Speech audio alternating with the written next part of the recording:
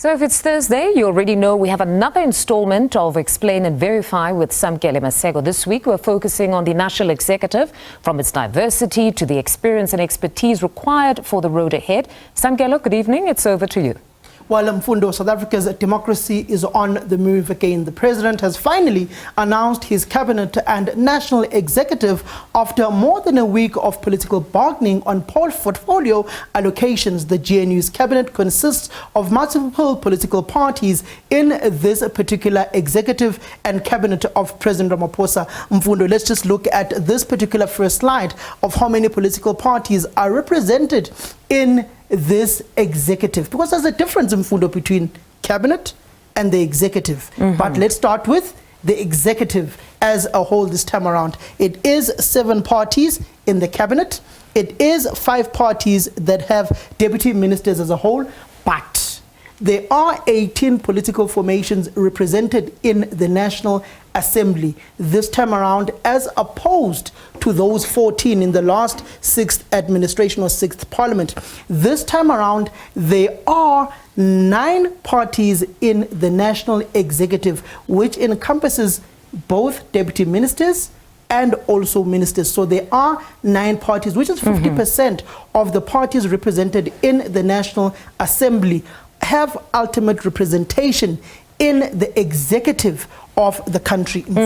Now, the size of cabinet versus the size of the executive has been quite the talking point among South Africans and political pundits. But we heard today from the Minister in the Presidency, Khumbudzo Ntshavheni, that actually what we're seeing insofar as the size of the national executive is concerned is a reflection of the electoral outcomes. The last time that the cabinet was this big, Mfundo, you'd have to just go back to the era of former President Jacob Zuma. That was the biggest cabinet with 36 cabinet ministers. The President Ramaphosa has 32 cabinet ministers. But this time around, we've got a bigger executive. The cabinet as a whole is not the biggest. The biggest was 36 in the era of former President Jacob Zuma. Hence, you've heard Minister Khumbudzo Ntshavheni saying that it is South Africans who are ultimately to blame for this bloated executive that we currently have within the country. Let's just explain these 77 members of the executive. It is the President, Cyril Matamela Ramaphosa. It is the Deputy President, Shipokosa Paul Mashatile.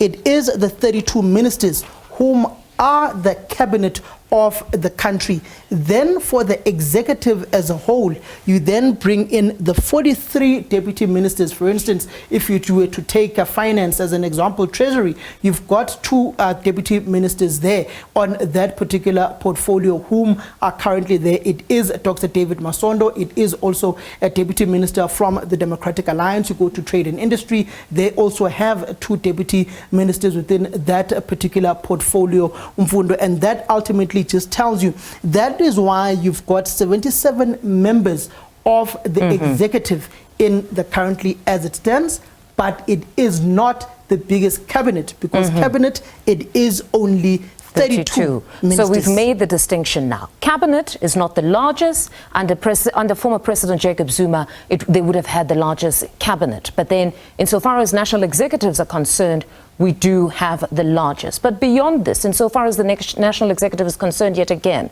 how do we look on the gender equity front?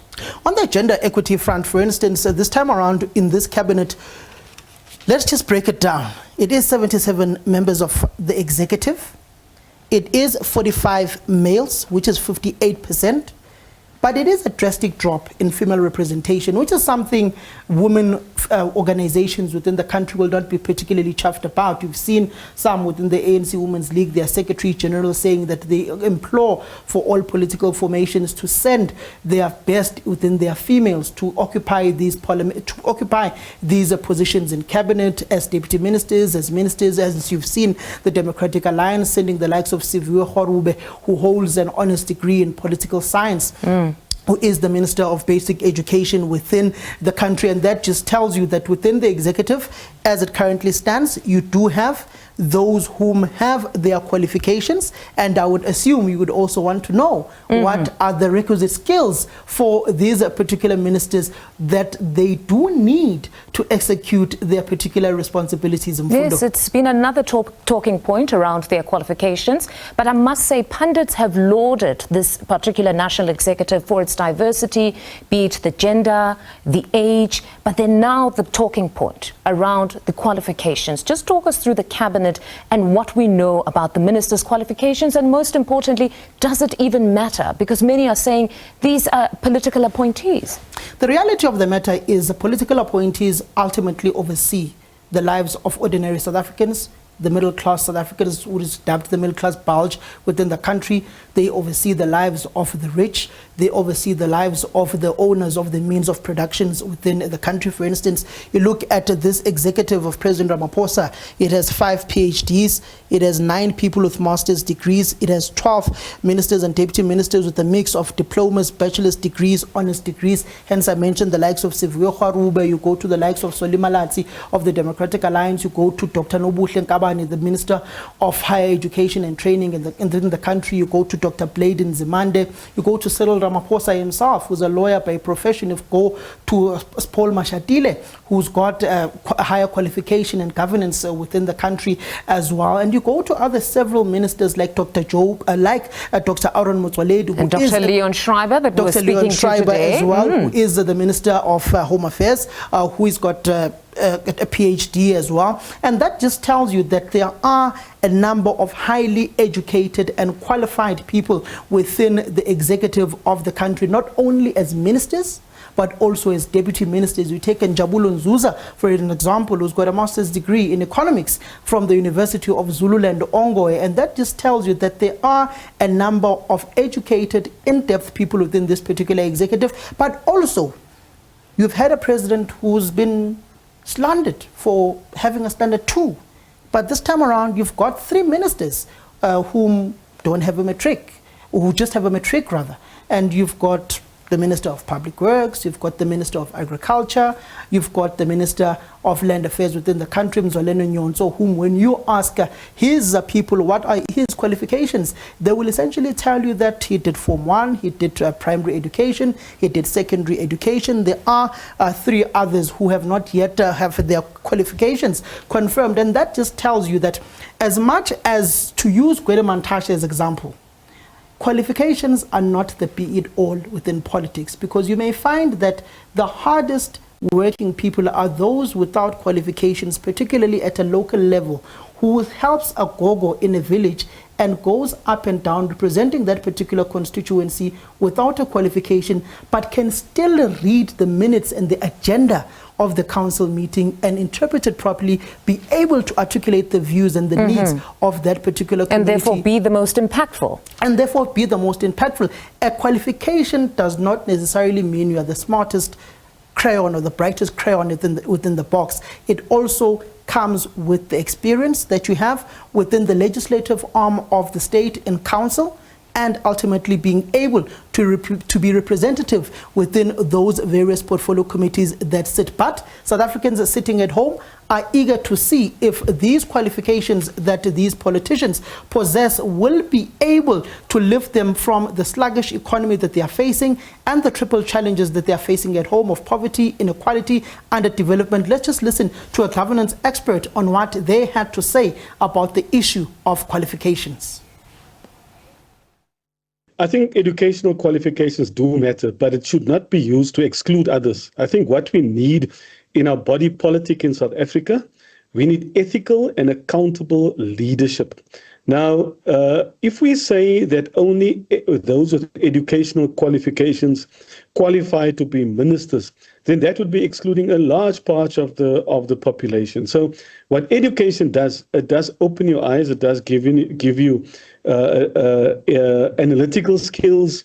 You need to understand the policy environment, but educational qualification should not be an hindrance to access political office. The most important thing we need is ethical and accountable leadership. That's the first one. And then we need people with political will. You know, you can have a professor in a position as a minister with no political will. And so political will is needed to move the needle. That is what is needed in this country. Mfundo, it's not all about qualifications. It's about political will, ethical leadership, and ability to drive effective implementation of policies. Ministers have advisors and technocrats in DGs, DDGs. The 7th administration has its work cut out in terms of taking South Africa out of stagnation, eradication of poverty and crime. Till next time, we will delve deeper into what is really required by South Africans of politicians. You look at a municipality like eThekwini, led by led by a highly educated individual in the form of Mxolisi Kaunda, but service delivery was in the doldrums within that particular municipality. You go to Tshwane, led by Dr. Hosianso Ramohupa, one of the best shining example of good governance within the country. Other mayors came in. Soli Msimanga of the Democratic Alliance and subsequent mayors that came in within that particular city. Service delivery took a drastic dive within that particular city.